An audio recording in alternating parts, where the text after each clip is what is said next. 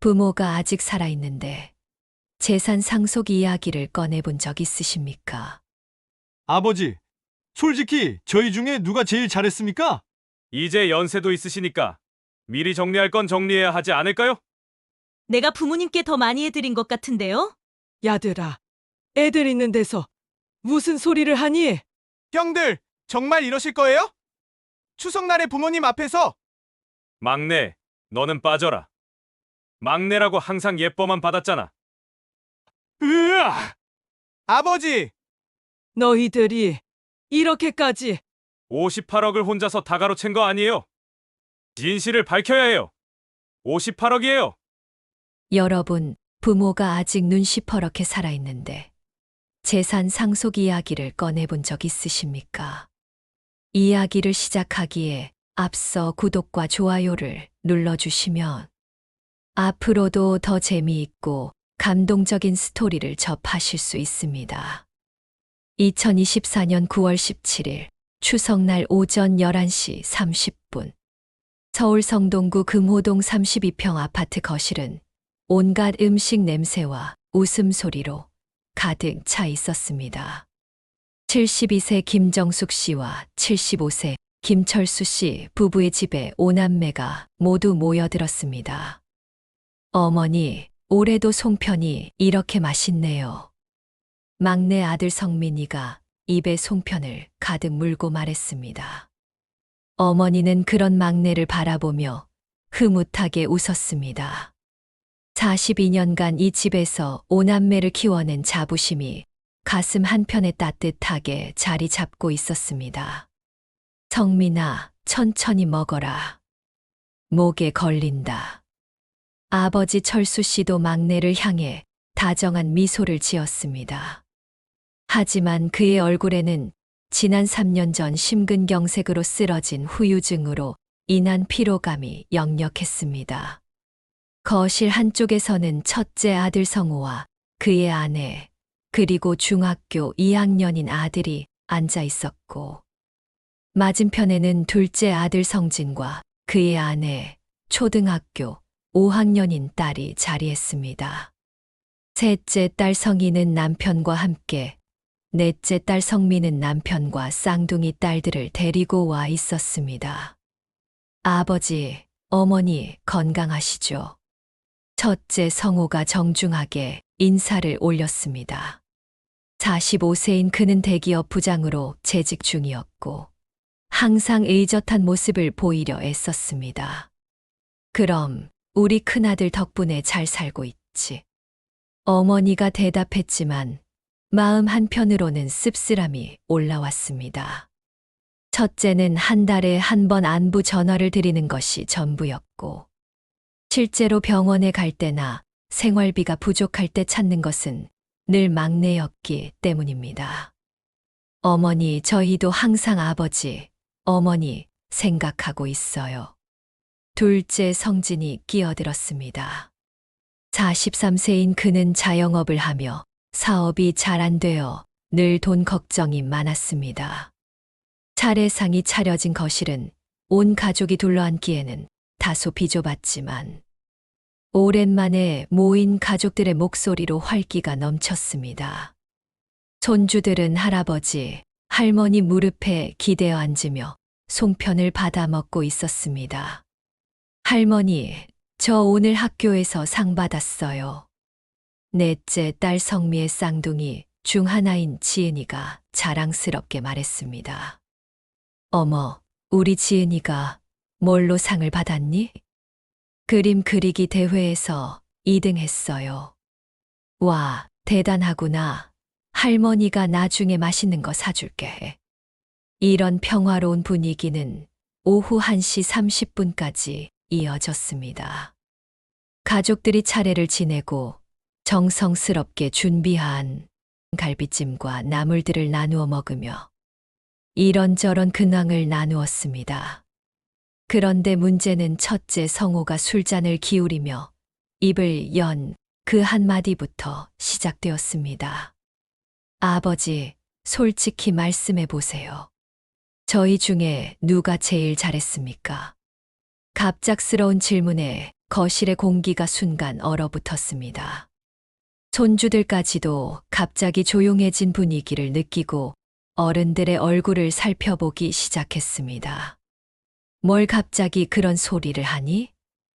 어머니가 당황하며 말했습니다. 아니, 그게 아니라 이제 아버지, 어머니도 연세가 있으시니까 미리 정리할 건 정리해야 하지 않을까 해서요. 성호가 말을 이었습니다. 형님, 그건 나도 생각해 본 문제인데, 솔직히 말하면 내가 부모님께 더 많이 해드린 것 같은데요. 둘째 성진이 끼어들었습니다. 뭐, 내가 더 많이 해드렸다고 부모님께 매달 생활비 드리는 거. 지금 그거 가지고 그러는 거냐? 생활비, 그게 얼마나 된다고? 나는 부모님이 병원 가실 때마다 모시고 다녔어. 목소리가 점점 높아지기 시작했습니다. 어머니는 급히 말렸습니다. 야들아, 애들 있는 데서 무슨 소리를 하니? 하지만 이미 늦었습니다. 첫째와 둘째 사이의 신경전이 시작된 것입니다. 형님, 정말 그렇게 따지실 거면 계산해보죠. 지난 5년간 부모님께 드린 돈과 시간 다 계산해보자고요. 계산, 좋아, 해보자. 그런데 너는 사업 망할 때마다 부모님께 돈 빌린 거는 계산 안 할 거야? 셋째 딸 성희가 나섰습니다. 오빠들, 제발 그만하세요. 추석날에 무슨 소리예요? 성희야, 너도 한마디 할 거 있으면 해봐. 형님이 아버지 재산 다 가져가게 둘 거야? 넌 딸이니까 빠질 거냐고. 성진이 신경질적으로 말했습니다. 뭐라고요? 딸이라고 왜 빠져요? 요즘이 언제인데 그런 구식 생각을 해요. 성희의 목소리도 날카로워졌습니다. 아이고, 이게 무슨 일이야. 어머니는 머리를 감싸 안으며 한숨을 쉬었습니다. 평생 자식들을 위해 헌신했는데 이런 모습을 보게 되다니. 할머니, 왜 울어요? 지은이가 할머니의 치마폭을 붙잡으며 물었습니다. 어머니는 손주의 머리를 쓰다듬으며 눈물을 참았습니다. 아무것도 아니야, 지은아. 그런데 이때 가장 얌전하다고 생각했던 막내 성민이 갑자기 일어섰습니다. 형들 정말 이러실 거예요. 추석날에 부모님 앞에서. 성민아, 너는 빠져라. 너는 막내라고 항상 예쁨만 받았잖아. 첫째 성호가 쏘아붙였습니다. 예쁨 받았다고요? 형님들이 다 독립하고 나서 20년 동안 부모님 모시고 산 게 나예요. 형님들은 명절 때나 얼굴 비치면서 무슨 소리예요? 막내의 반박에 형들의 얼굴이 붉어졌습니다. 야, 이 새끼가 지금 형한테 대들어? 둘째 성진이 자리에서 벌떡 일어났습니다. 대든다고요? 사실을 말하는 거예요. 부모님이 편찮으실 때마다 병원에 모시고 다닌 게 누구예요? 새벽에 응급실 간 것도 몇 번이에요. 새끼가 정말. 성진이 성민에게 다가갔고 성호도 일어나면서 분위기가 험악해졌습니다. 바로 그 순간이었습니다. 성호가 성민의 가슴팍을 밀었고 성민이 뒤로 넘어지면서 차례상 모서리에 부딪혔습니다. 제사상 위의 그릇들이 쨍그랑 소리를 내며 바닥으로 떨어졌습니다. 갈비찜이 바닥에 엎질러지고 정성스럽게 묻힌 나물들이 사방으로 흩어졌습니다. 송편은 발에 밟혀 으깨어졌고 술병은 깨져서 바닥에 술이 고였습니다. 아이고, 어머니가 비명을 질렀습니다. 야, 정말 미쳤구나. 성진이 성민에게 달려들었고 성호도 동생을 붙잡으려 했습니다. 평소 얌전하기만 했던 막내가 형들에게 대들기 시작했습니다. 셋째 성희는 오빠들의 싸움을 말리려다 성진의 팔꿈치에 얼굴을 맞아 볼이 빨갛게 부어올랐습니다. 아야, 오빠, 정말 미쳤어요? 넷째 성미는 쌍둥이 딸들이 울음을 터뜨리자 아예 안방으로 들어가 문을 걸어 잠갔습니다. 그녀의 남편은 문 앞에서 아내를 부르며 안으로 들여보내 달라고 애원했습니다. 첫째와 둘째의 아내들은 각자 남편들의 편에 서서 상대방을 비난하기 시작했습니다.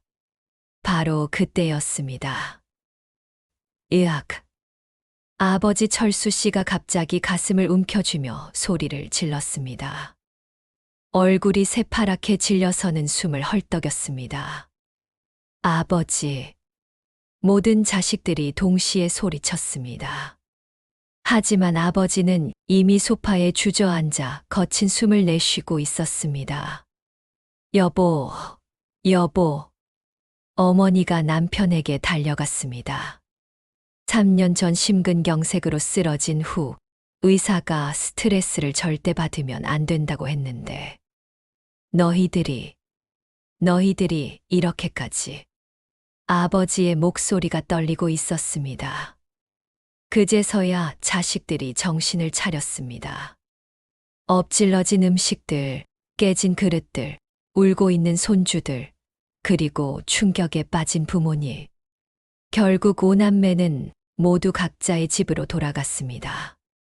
원래는 하룻밤 자고 가려던 계획이었지만 이런 분위기에서는 도저히 함께 있을 수 없었습니다. 집에 어머니와 아버지만 남겨진 상황. 바닥에는 엎질러진 음식들과 깨진 그릇 조각들이 그대로 있었습니다. 어머니는 한참을 그 자리에 앉아서 눈물만 흘렸습니다.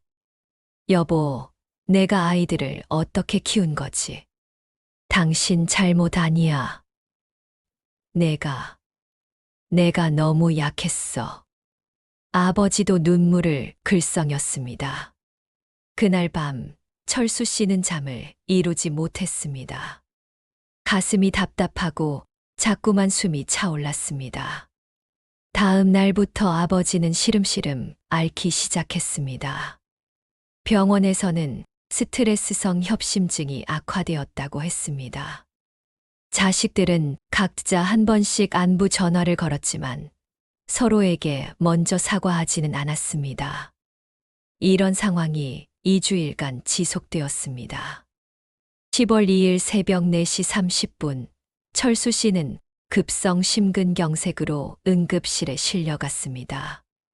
서울대학교 병원 응급실에서 5남매가 다시 만났습니다. 하지만 이번에도 서로 눈을 마주치지 않았습니다. 3일 동안 중환자실에서 사투를 벌이던 아버지는 10월 5일 오후 3시 15분에 결국 세상을 떠났습니다. 마지막 순간에 어머니의 손을 꼭 잡고 말했습니다. 당신, 미안해. 아이들한테 실망했다고 전해줘. 그것이 아버지의 마지막 말이었습니다. 장례식장은 서울대병원 장례식장 3층 301호실이었습니다. 3일간의 장례 기간 동안 많은 조문객들이 다녀갔습니다. 하지만 정작 상주인 5남매들은 서로 말도 제대로 섞지 않았습니다. 더 기가 막힌 것은 장례식 마지막 날 밤에 또다시 상속 이야기가 나왔다는 것입니다. 이제 아버지도 돌아가셨으니 현실적인 이야기를 해야 하지 않을까. 첫째 성호가 입을 열었습니다. 어머니는 그런 자식들을 바라보며 마음속으로 한숨을 쉬었습니다. 이 자식들이 정말 그 일로 병원에 입원해 있을 때 남편과 했던 대화가 떠올랐습니다.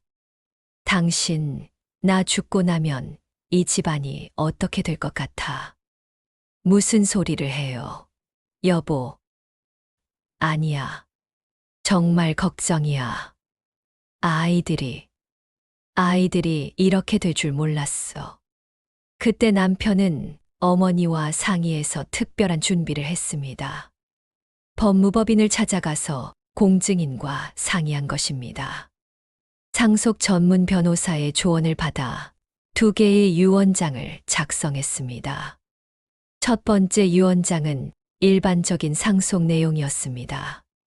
법정 상속분에 따라 배우자인 어머니가 전체 재산의 1.5, 자녀들이 각각 1의 비율로 나누어 받는 것이었습니다. 약 58억 원의 재산을 어머니가 29억, 자녀들이 각각 5억 8천만 원씩 받는 내용이었습니다. 두 번째 유언장은 전혀 다른 내용이었습니다. 모든 재산을 사회에 환원한다는 것이었습니다. 사회복지법인과 장학재단, 그리고 독거노인 지원센터에 기부하는 내용이었습니다. 그리고 가장 중요한 것은 두 유언장 중 어느 것을 실행할지는 전적으로 아내인 김정숙 씨의 판단에 맡긴다는 공증된 위임장이었습니다. 김철수는 자신의 사망 후 재산 처분에 관하여 아내 김정숙에게 모든 결정권을 위임하며 김정숙이 선택한 유언장이 최종 효력을 갖는다. 법적으로 완벽한 문서였습니다. 49제가 지난 11월 22일 어머니는 5남매를 모두 불러 모았습니다. 얘들아, 너희 아버지 유언장을 공개하려고 한다. 어머니의 말에 5남매의 눈이 모두 반짝였습니다. 어머니, 아버지가 유언장을 남기셨어요? 응. 그런데 하나가 아니라 2개를 남기셨어. 어머니는 은행 금고에서 가져온 봉투를 꺼냈습니다. 첫 번째는 일반적인 상속 유언장이야. 법대로 나누어 받는 거지. 첫 번째 유언장을 읽어주자 자식들의 얼굴에 미소가 번졌습니다. 두 번째는 모든 재산을 사회에 환원한다는 내용이야. 뭐요? 자식들이 동시에 소리쳤습니다. 너희 아버지가 돌아가시기 전에 나에게 말씀하셨어. 만약 자식들이 진심으로 반성하고 가족이 다시 화목해진다면 첫 번째 유언장을 따르라고. 하지만 만약 끝까지 재산만 탐낸다면 두 번째 유언장을 따르라고. 자식들의 얼굴이 하얗게 질렸습니다. 그리고 어느 유언장을 따를지는 전적으로 나의 판단에 맡긴다고 하셨어. 어머니가 위임장을 꺼내 보였습니다. 지난 49일간 어머니는 자식들을 지켜보았습니다. 과연 누군가 진심으로 반성하고 찾아올까 기다려봤지만 결국 아무도 오지 않았습니다. 나는 너희 아버지와 약속했어. 49제가 끝날 때까지 기다려보자고. 어머니의 목소리에는 깊은 실망감이 배어 있었습니다. 그런데 49일이 다 지나도록 너희 중 누구 하나 제대로 된 사과를 하러 온 사람이 없더구나. 어머니, 저희가 이제 내 결정을 말할게.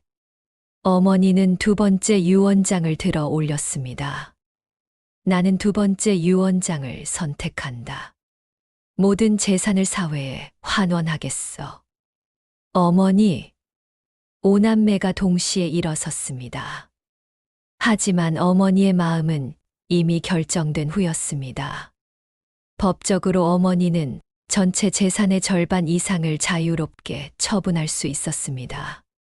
결과적으로 자녀들이 받을 수 있는 금액은 각자 1억 5천만 원 정도가 전부였습니다. 어머니, 그럼 법적으로 이의 제기를 하면 어떻게 되는 거죠? 첫째 성호가 조심스럽게 물었습니다. 해봐라. 하지만 소용없을 거야. 며칠 후 첫째와 둘째는 정말로 변호사를 찾아갔지만 소송을 해도 이길 가능성은 거의 없다는 답변만 들었습니다.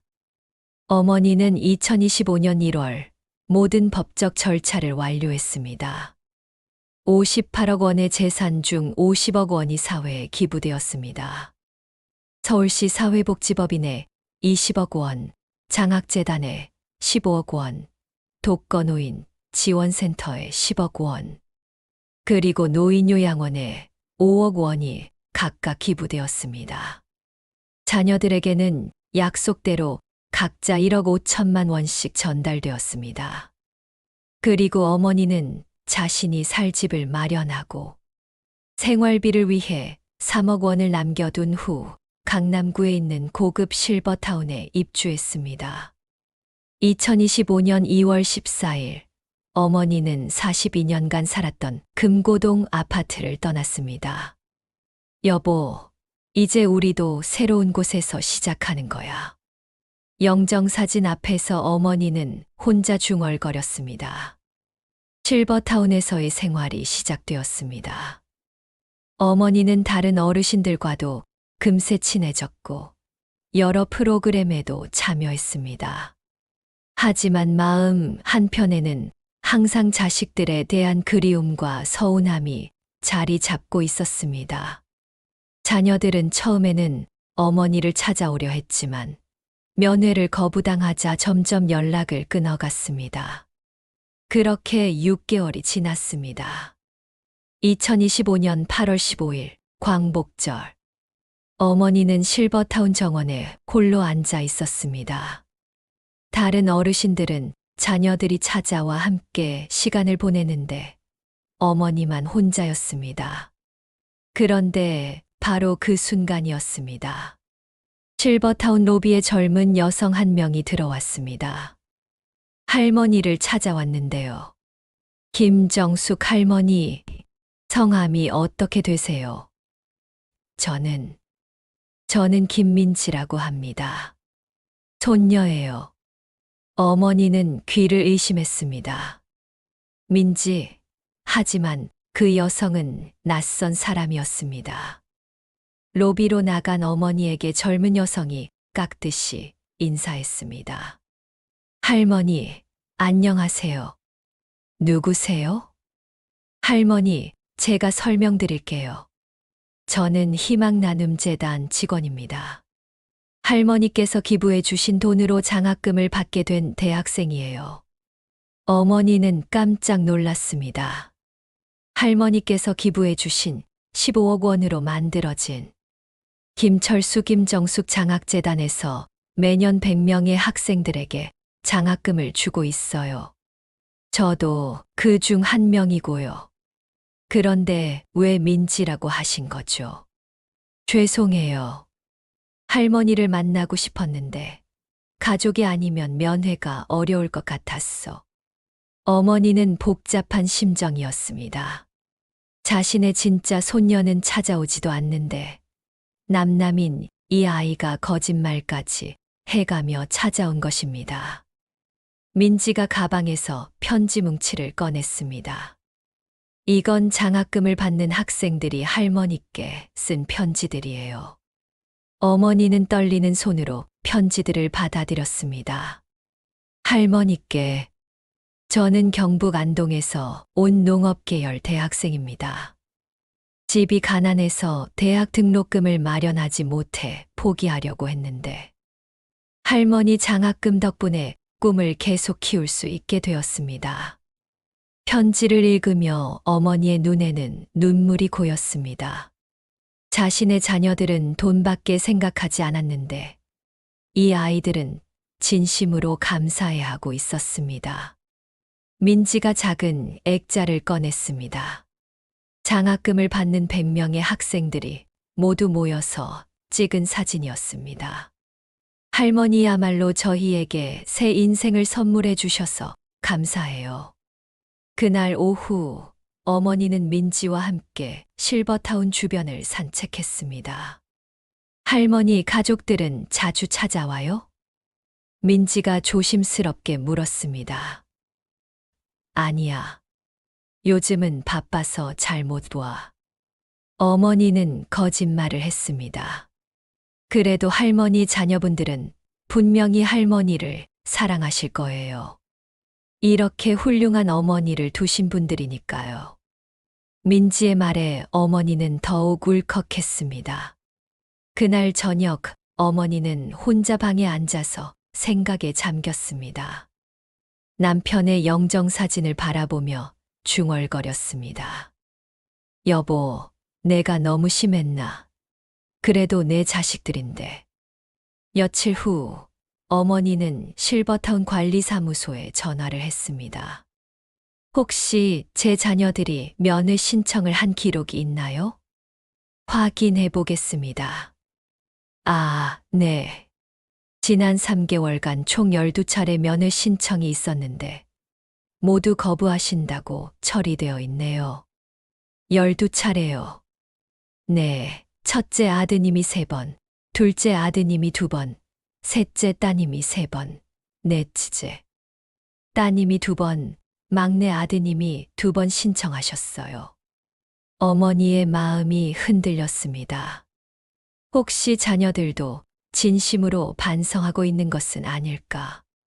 특히 막내 아드님은 어머니 건강이 걱정된다며 꼭 한 번만 만나게 해달라고 하셨고요. 그날 밤 어머니는 잠을 이루지 못했습니다. 자녀들의 얼굴이 자꾸만 떠올랐습니다. 다음 날 아침 어머니는 결심했습니다. 막내부터 만나볼까? 8월 20일 오후 2시 실버타운 1층 상담실에서 어머니와 막내 성민이 마주 앉았습니다. 6개월 만에 만난 막내는 많이 여위어 보였습니다. 어머니. 성민이 어머니를 보자마자 눈물을 터뜨렸습니다. 어머니, 정말 죄송해요. 제가 정말 잘못했어요. 무릎을 꿇고 사죄하는 막내를 보며 어머니의 마음도 무너져 내렸습니다. 성민아. 어머니, 저희가 정말 나쁜 자식들이었어요. 성민은 지난 6개월 동안 형 누나들과 얼마나 많이 이야기했는지, 모두가 얼마나 후회하고 있는지를 털어놓았습니다. 첫째 형님은 매일 술을 드세요. 어머니 생각에 잠을 못 이룬다고 해요. 둘째 형님은 사업도 정리하고 취직했어요. 정말이니? 네. 셋째 누나는 매일 아버지 산소에 가세요. 그리고 넷째 누나는 아이들에게 할머니 이야기를 매일 해준다고 해요. 어머니는 자녀들의 변화된 모습을 듣고 마음이 흔들렸습니다. 성민아, 그래도 이미 늦었어. 너희 아버지는 다시 돌아오지 않아. 어머니, 저희도 압니다. 하지만 어머니는 아직 살아계시잖아요. 성민이 어머니의 손을 잡았습니다. 저희에게 한 번만 더 기회를 주세요. 어머니는 오랫동안 고민했습니다. 성민아, 어머니가 조건을 하나 낼게. 너희들이 정말로 변했는지 1년 동안 지켜볼게. 만약 진심으로 반성하고 가족의 의미를 깨닫는다면 그때 다시 생각해보마. 어머니, 감사해요. 성민은 어머니의 손을 잡고 울었습니다. 하지만 진짜 반전은 그 다음에 일어났습니다. 바로 다음 주 첫째 성호가 실버타운을 찾아왔을 때였습니다. 그런데 그가 가져온 소식은 충격적이었습니다. 어머니, 사실 저희가 깜짝 놀란 일이 있어요. 성민이가 말했습니다. 무슨 일이니? 둘째 형이 저희 몰래 변호사랑 상의해서 소송을 준비하고 있었어요. 어머니의 얼굴이 굳어졌습니다. 소송을? 네, 유언장 무효 소송이요. 어머니께서 아버지를 협박해서 유언장을 쓰게 했다는 주장으로요. 순간 어머니의 머릿속이 하얘졌습니다. 그런데 저희가 그걸 알게 되어서 말렸어요. 성진이 형을 혼쭐을 냈습니다. 성진이가 정말. 네, 사실 성진이 형이 빚이 있어서 그랬던 것 같아요. 급하게 돈이 필요했어. 어머니는 충격에 빠졌습니다. 막내가 말한 형들의 변화는 거짓말이었던 것입니다.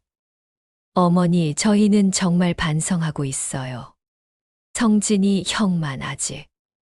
하지만 어머니는 이미 실망감으로 가득 차 있었습니다. 그럼 결국 똑같다는 얘기네. 돈 때문이야, 전부. 어머니, 아니에요.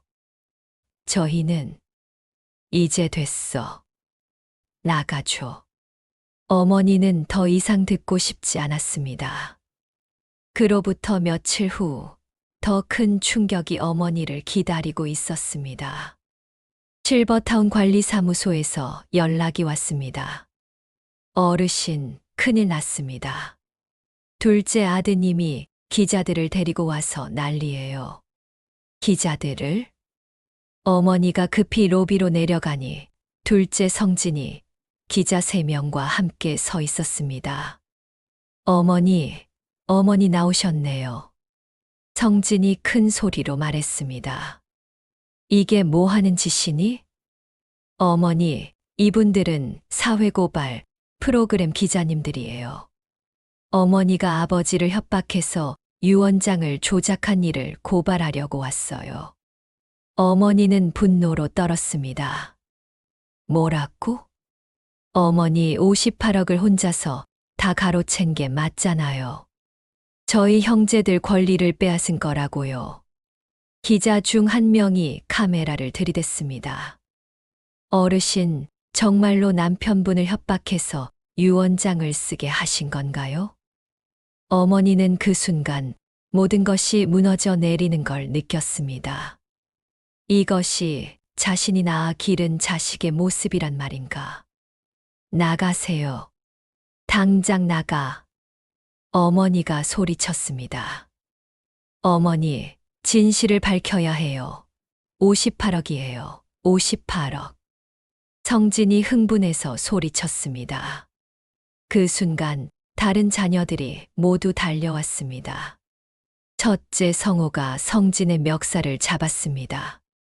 야, 너 정말 미쳤냐? 어머니한테 이게 뭐 하는 짓이야?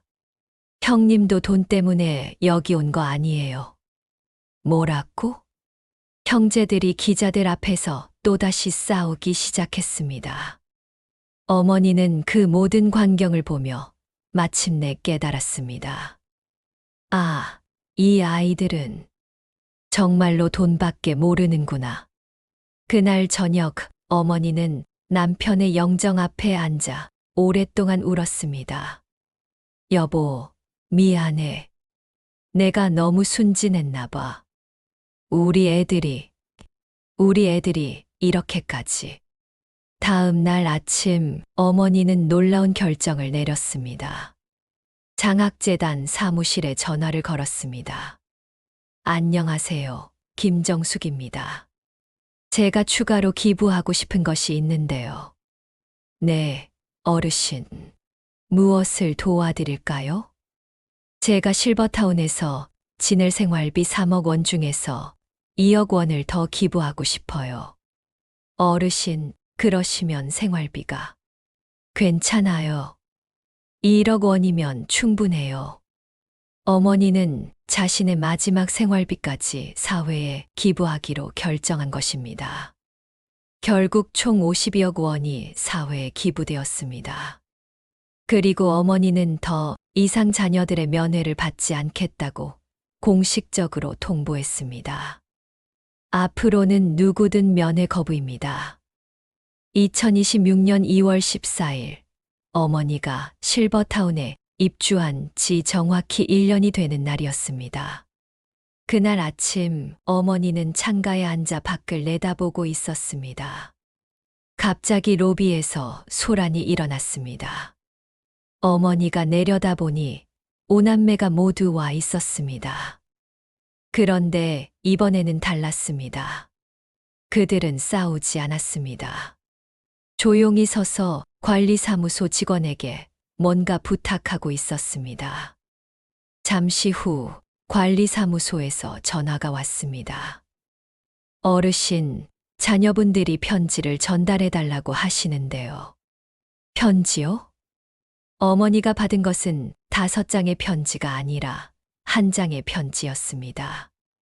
5남매가 함께 쓴 편지였습니다. 사랑하는 어머니께 저희는 지난 1년간 정말 많은 것을 깨달았습니다. 어머니께서 왜 그런 결정을 하셨는지 이제야 알 것 같습니다. 저희는 돈에 눈이 멀어서 가장 소중한 것을 잃을 뻔했습니다. 성진이의 잘못으로 어머니께 큰 상처를 드린 것 정말 죄송합니다. 저희는 더 이상 재산을 바라지 않습니다. 다만 어머니께서 행복하셨으면 좋겠습니다. 그리고 아버지께 너무 죄송합니다. 저희가 늦게나마 철이 듭니다. 언젠가 어머니께서 저희를 용서해 주실 그날까지 저희는 계속 반성하며 살아가겠습니다. 성호, 성진, 성희, 성미, 성민올림, 추신. 어머니, 손주들이 할머니 그림을 그렸어요. 받아주세요. 편지와 함께 손주들이 그린 그림 13장이 있었습니다. 할머니, 사랑해요. 할머니가 그리워요. 할머니, 미안해요. 어머니는 편지를 읽으며 눈물을 흘렸습니다. 창밖을 내다보니 오남매가 여전히 로비에 서 있었습니다. 하지만 이번에는 어머니를 향해 고개를 숙여 절을 하고 있었습니다. 어머니는 창가에서 한참을 바라보았습니다. 그리고 나서 천천히 고개를 끄덕였습니다. 마음속으로 남편에게 말했습니다. 여보, 우리 애들이 조금은 철이 든 것 같아. 아직 늦지 않은 것 같아. 창밖에 오남매는 어머니가 창가에 서 있는 것을 보고 더 깊이 절을 했습니다.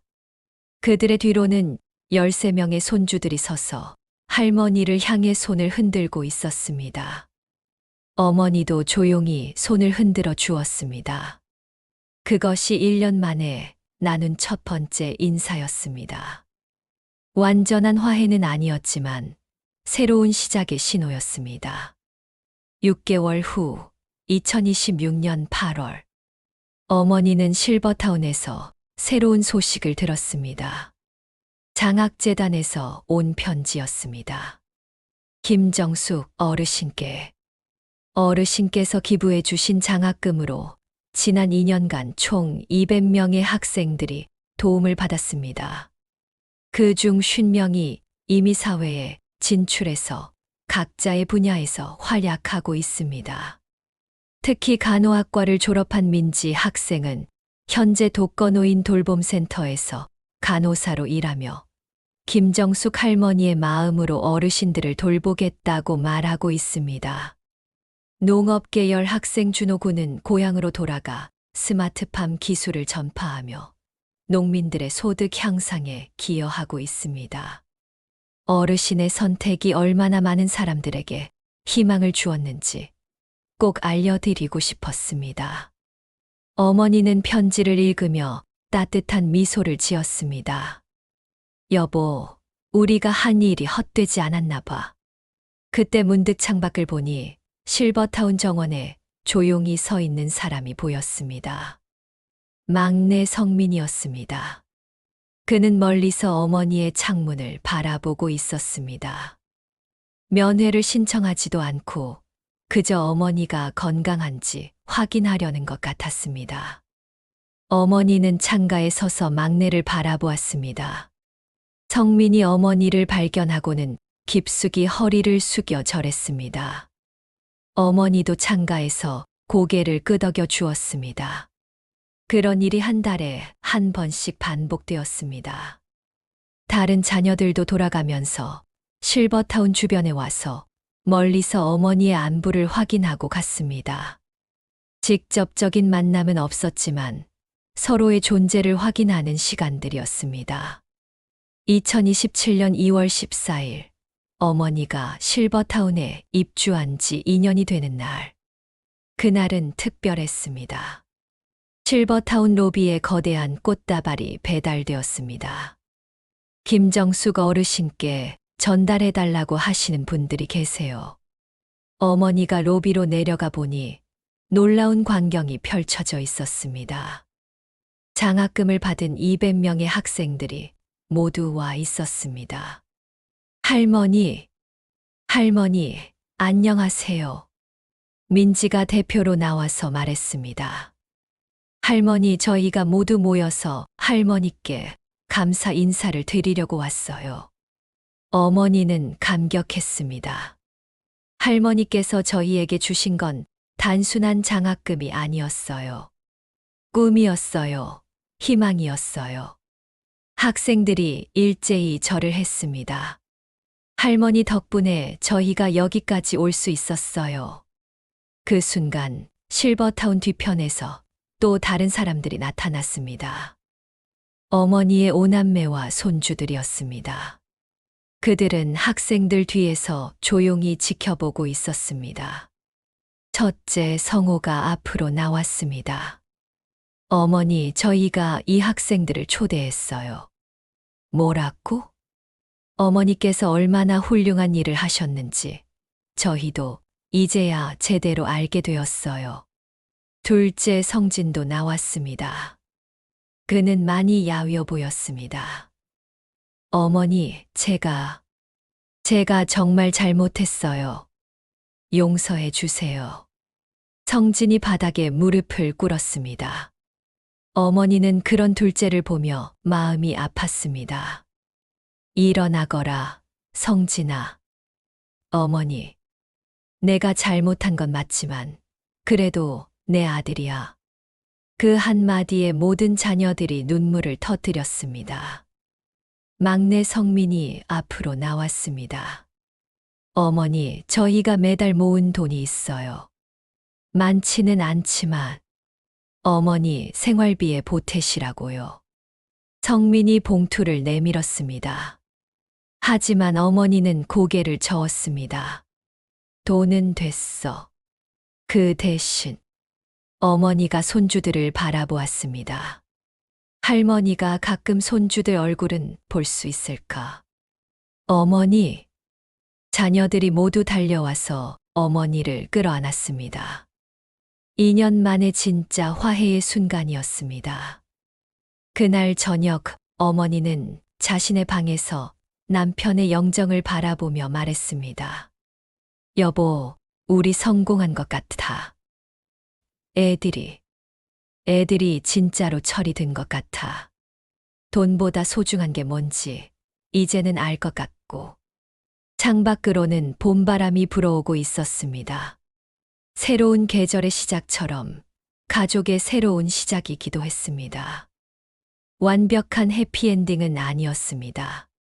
상처는 여전히 남아 있었고 신뢰를 회복하는 데는 더 많은 시간이 필요했습니다. 하지만 가장 중요한 것을 깨달았습니다. 돈으로는 살 수 없는 것들이 세상에서 가장 소중하다는 것을. 그리고 가족이란 서로 상처를 주고받으면서도 결국 사랑으로 다시 모일 수 있는 관계라는 것을. 어머니는 창가에 앉아서 멀리 보이는 도시의 불빛들을 바라보았습니다. 그 불빛들 속 어딘가에서 200명의 젊은이들이 각자의 꿈을 향해 나아가고 있을 것이었습니다. 그리고 자신의 오남매도 이제는 돈보다 소중한 것이 무엇인지 깨달으며 살아가고 있을 것이었습니다. 58억 원이라는 거대한 재산을 잃었지만 그보다 훨씬 소중한 것들을 얻었습니다. 진정한 가족의 의미를, 나눔의 기쁨을, 그리고 무엇보다도 자신이 이 세상에 의미 있는 발자취를 남겼다는 확신을. 여보, 이제는 나도 당신 따라 마음 편히 살 수 있을 것 같아. 어머니는 남편의 영정에 미소를 보내며 조용히 눈을 감았습니다. 그리고 마음속으로 기도했습니다. 우리 가족이, 그리고 이 세상의 모든 가족이 진정한 사랑의 의미를 잊지 않고 살아가기를. 2030년 9월 17일 추석날 오후 2시 서울 강남구 실버타운 5층 식당. 77세가 된 김정숙 어머니는 긴 테이블에 둘러앉은 20여 명의 가족들을 바라보며 미소 지었습니다. 오남매와 그들의 배우자, 그리고 손주들까지 모두 모인 자리였습니다. 할머니, 건배해요. 가장 어린 손주가 주스잔을 들며 말했습니다. 할머니 덕분에 우리가 이렇게 모일 수 있어서 감사해요. 어머니는 그런 손주들을 바라보며 눈시울을 적셨습니다. 6년 전 이 자리에서 벌어진 그 참혹한 일들이 마치 꿈만 같았습니다. 첫째 성호가 일어나서 말했습니다. 어머니, 저희가 준비한 게 있어요. 그가 내민 것은 하나의 액자였습니다. 김철수 김정숙 장학재단 6년 성과 보고서. 지난 6년간 총 600명의 학생들이 장학금을 받았고 그 중 300명이 사회에 진출해서 각자의 분야에서 활약하고 있다는 내용이었습니다. 어머니께서 심은 씨앗이 이렇게 큰 나무가 되었어요. 어머니는 액자를 받아들며 감격했습니다. 그리고 하나 더 있어요. 막내 성민이 또 다른 봉투를 내밀었습니다. 저희 5남매가 합심해서 매년 1천만 원씩 추가 기부를 했어요. 지금까지 6천만 원이 모였고요. 어머니는 깜짝 놀랐습니다. 너희들이? 네, 김철수 김정숙 5남매 효행장학금이라는 이름으로요. 둘째 성진이 덧붙였습니다. 그는 이제 안정된 직장을 다니며 성실하게 살고 있었습니다. 저희도 이제 알아요. 진정한 상속이 무엇인지. 어머니는 자녀들의 변화에 또 한 번 감동했습니다. 그때 실버타운 직원이 다가왔습니다. 어르신, 외부에서 손님이 오셨다고 합니다. 손님이요? 밖으로 나가보니 놀라운 광경이 펼쳐져 있었습니다. 600명의 장학생들이 모두 와 있었습니다. 할머니, 추석 잘 보내세요. 가장 앞에 서 있던 민지가 대표로 인사했습니다. 그녀는 이제 30대가 되어 독거노인 돌봄센터의 간호팀장으로 일하고 있었습니다. 할머니, 저희가 할머니께 마지막 선물을 준비했어요. 마지막 선물이요? 네, 저희 600명이 모든 돈을 모아서 김정숙 할머니 기념관을 만들었어요. 민지가 가리킨 곳에는 작은 건물이 서 있었습니다. 기념관이요? 네, 할머니의 이야기와 나눔의 정신을 후세에 전하기 위해서요.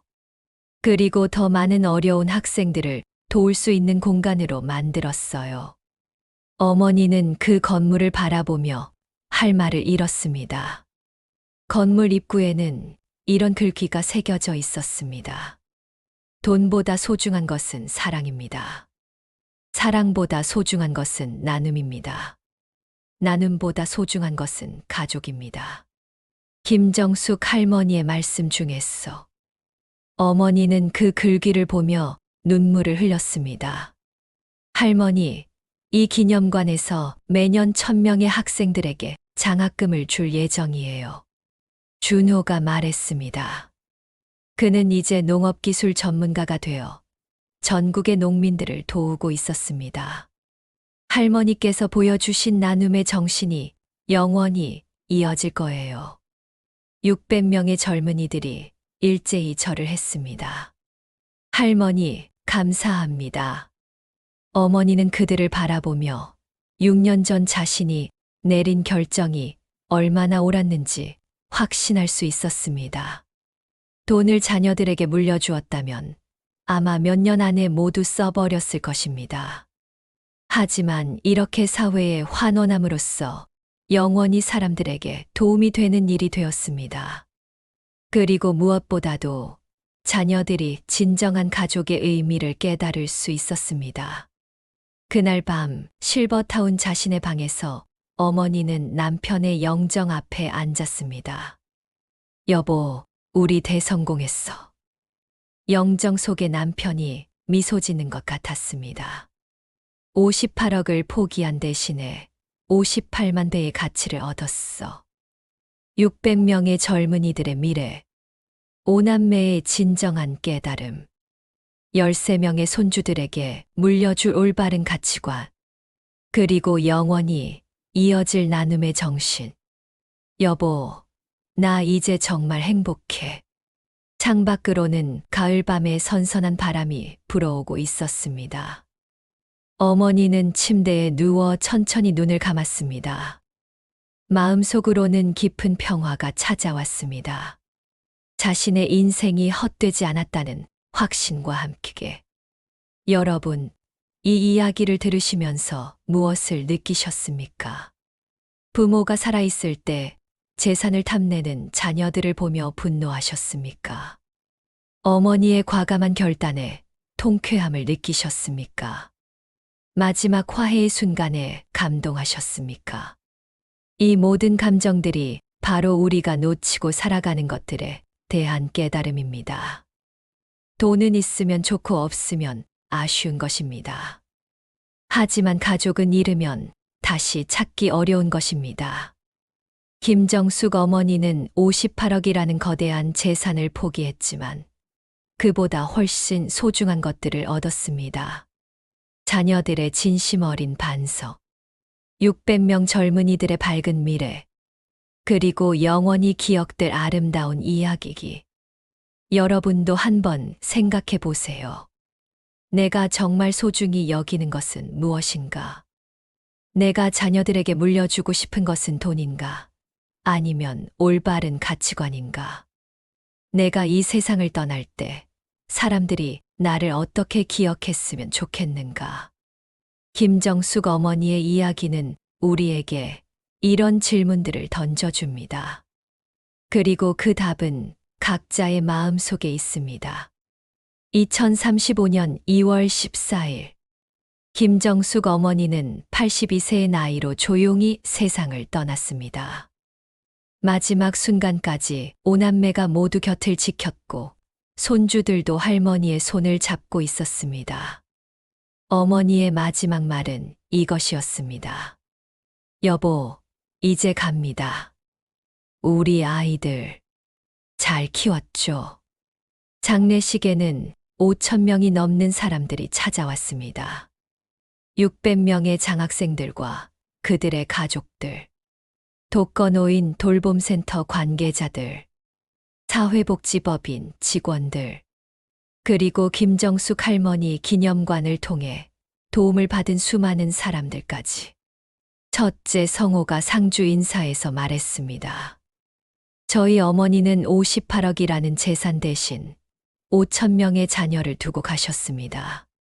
그리고 저희 5남매에게는 돈으로는 살 수 없는 가장 소중한 유산을 남겨주셨습니다. 바로 진정한 가족의 의미와 나눔의 정신입니다. 장례식이 끝난 후 5남매는 어머니의 유언에 따라 김정숙 기념재단을 설립했습니다. 매년 더 많은 학생들을 도우며 어머니의 정신을 이어가기로 한 것입니다. 그리고 매년 추석이면 5남매와 손주들, 그리고 장학생들이 모두 모여 어머니를 기리는 행사를 열었습니다. 이름하여 김정숙 할머니 추석 감사제. 그 자리에서 사람들은 이렇게 말했습니다. 할머니 덕분에 우리가 진짜 가족의 의미를 알게 되었습니다. 할머니께서 보여주신 사랑의 크기를 절대 잊지 않겠습니다. 그리고 2024년 그 추석날, 금고동 32평 아파트에서 벌어진 일은 전설이 되어 후세에 전해졌습니다. 부모 앞에서 상속 싸움을 벌이면 어떻게 되는지 보여주는 대표적인 사례. 58억을 포기하고 진정한 가족을 되찾은 위대한 어머니의 이야기. 돈보다 소중한 것이 무엇인지 깨닫게 해주는 감동의 실화. 많은 사람들이 이 이야기를 듣고 자신의 삶을 되돌아보았습니다. 그리고 가족의 소중함을 다시 한번 깨달았습니다. 여러분, 이제 이 이야기가 끝났습니다. 하지만 진짜 이야기는 지금부터 시작입니다. 바로 여러분 각자의 이야기 말입니다. 오늘 밤 집에서 가족들의 얼굴을 한 번 더 자세히 바라보세요. 그리고 물어보세요. 내가 정말 소중히 여기는 것이 무엇인지, 내가 가족에게 진정으로 물려주고 싶은 것이 무엇인지, 내가 이 세상에 어떤 의미 있는 발자취를 남기고 싶은지. 김정숙 어머니의 이야기가 여러분의 마음속에 작은 씨앗이 되어 언젠가 아름다운 나무로 자라나기를 바랍니다.